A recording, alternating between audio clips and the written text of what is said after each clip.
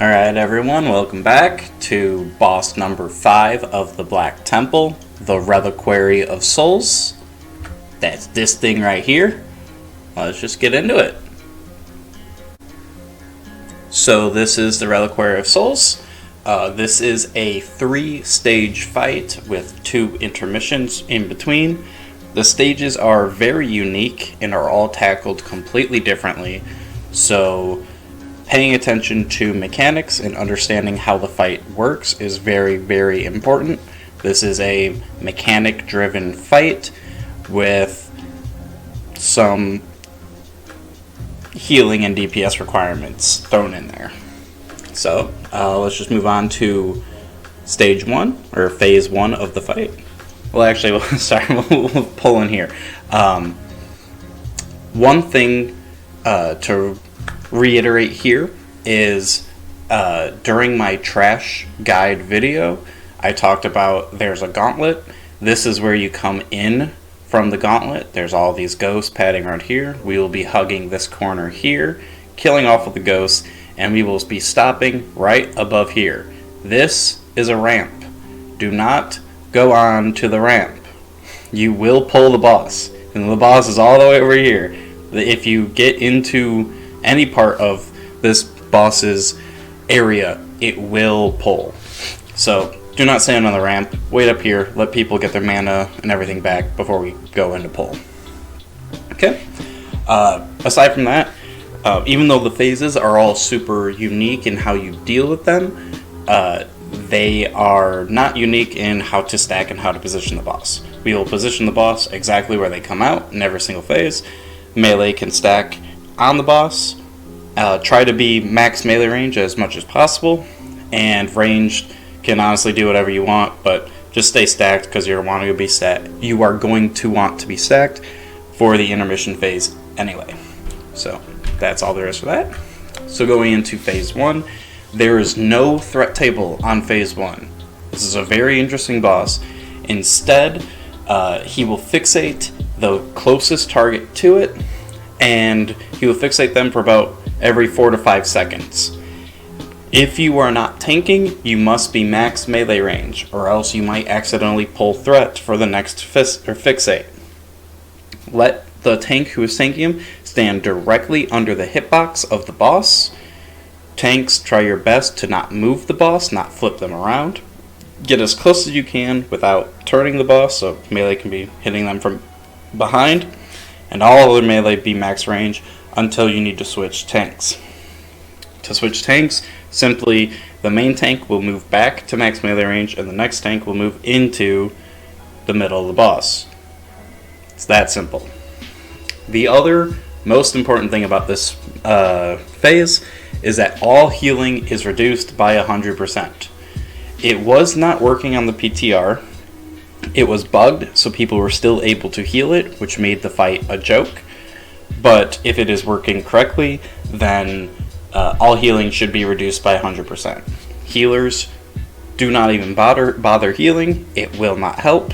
However, things like priest shields, blessing of sacrifices, pain suppressions, anything that reduces the incoming damage on the current target will help. So damage mitigation helps, but throughput healing does not help. If you are a healer in this phase and you do not have any mitigation to use, just start DPSing the boss. Do not worry about mana in this phase, really throughout this entire fight, because every intermission phase, we will get full health and mana back. So blow your loads on every single fight. Do as much DPS as you can, and do as much healing as you can. Just make sure that you're kind of, keeping track of the boss's health, so you don't go 50% into phase 1. I don't think we're going to have that much of an issue, but that's how it works. The boss will then do a couple of mechanics. The boss has a frenzy, which increases its damage and attack speed done. In order to deal with this, since tanks cannot be healed during this phase, tanks need to pop avoidance trinkets for this fight. All of the tanks should pretty much be max avoidance for this fight. besides maybe the tank in phase 2 and 3 for threat. But aside from that, the other tanks should be avoidance tanks, because avoidance is going to be very useful for this fight. The other way to deal with this frenzy is you could have a rogue tank it with evasion. The frenzy lasts exactly as long as evasion works, so once the boss frenzies, just have a rogue pop evasion, stand close, and they'll be able to tank the entire frenzy. And hopefully not get hit.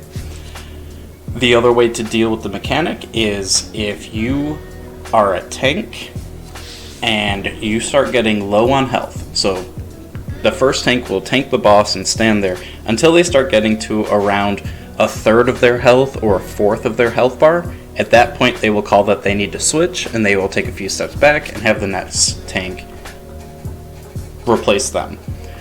Really make sure you're calling out when you need to do it. Pay attention to your health bars, and don't kill yourself because you're not going to get healing.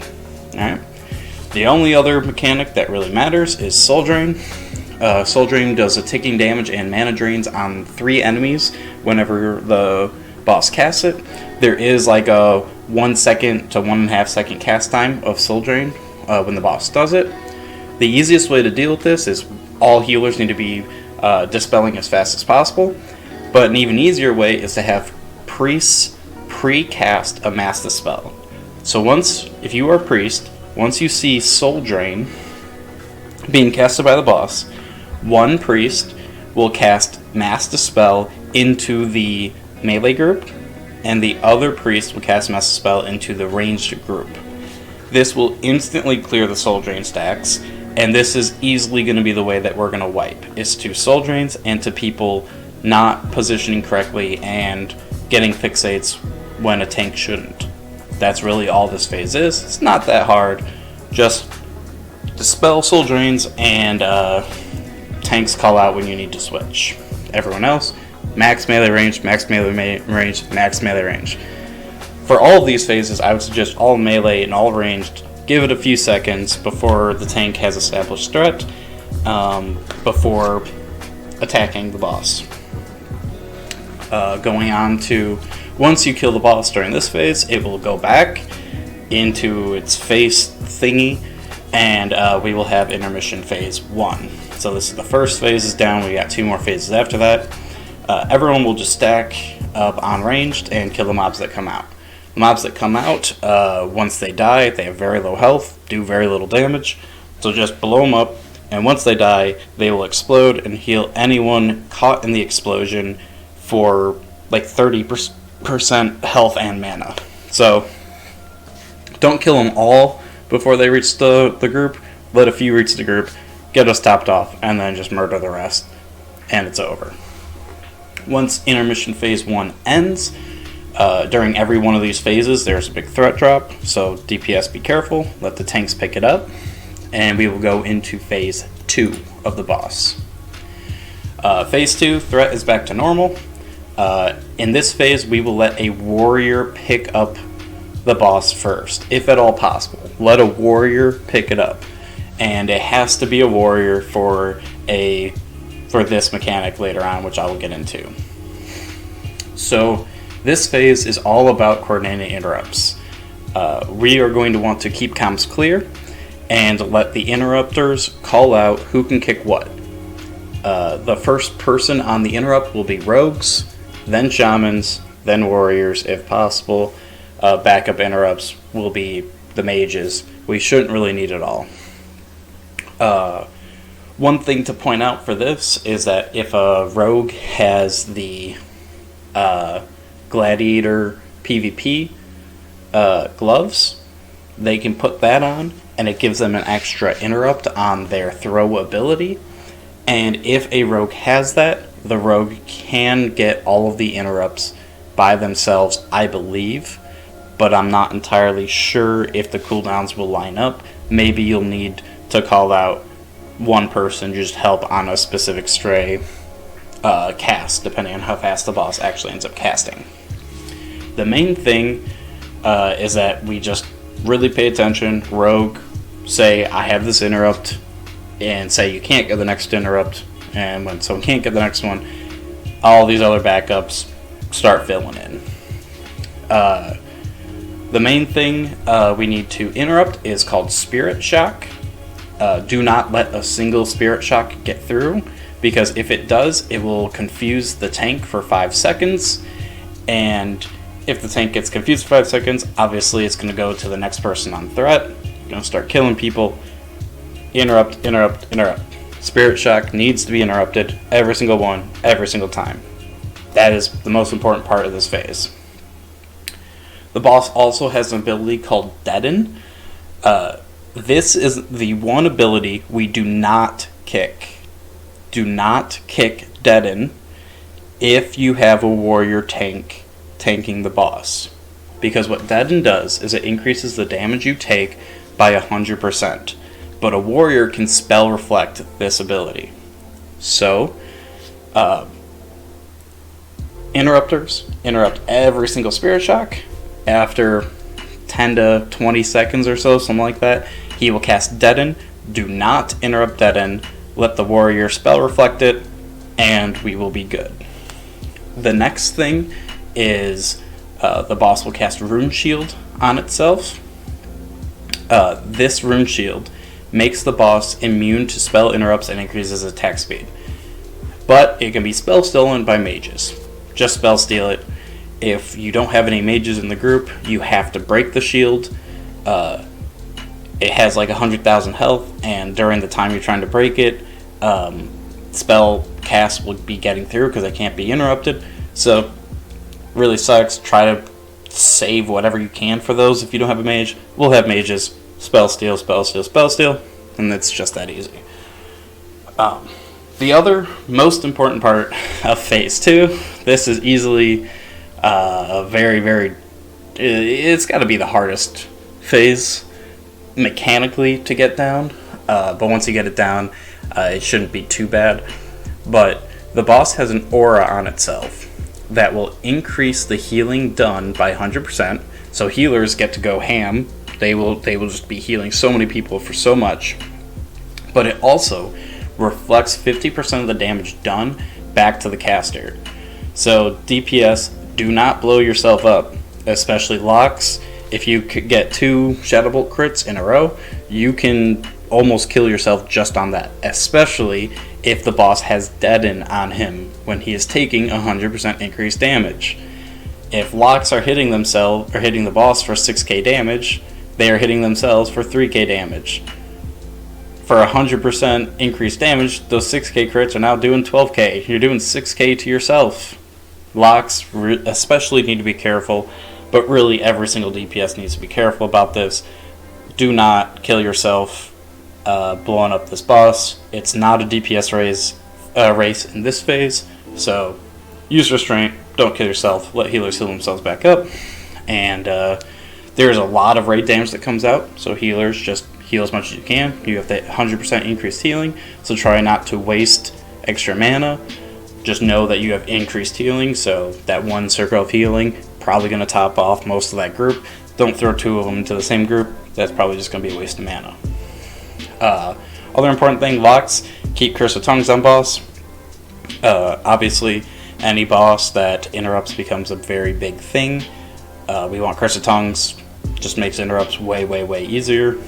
Keep Curse of Tongues up. There's no real excuse for that. Aside from that, we will go into Intermission 2. Also, one thing I haven't mentioned in any other guide, but I'll mention here. But really, during progression, we should always keep a Scorpion Sting up on the boss. I don't think it needs to be said because that should be something that's being done anyway, but thought I'd mention it at least somewhere, especially during this boss, during Phase 1, where you can't be healed.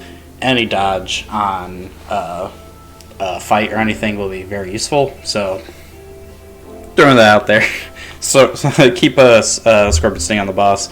Almost all these bosses, as I mentioned before, it's a very healing intensive raid, and a lot of these bosses seem to hit very hard with just their melee attacks, so Scorpion Sting gets a lot of use.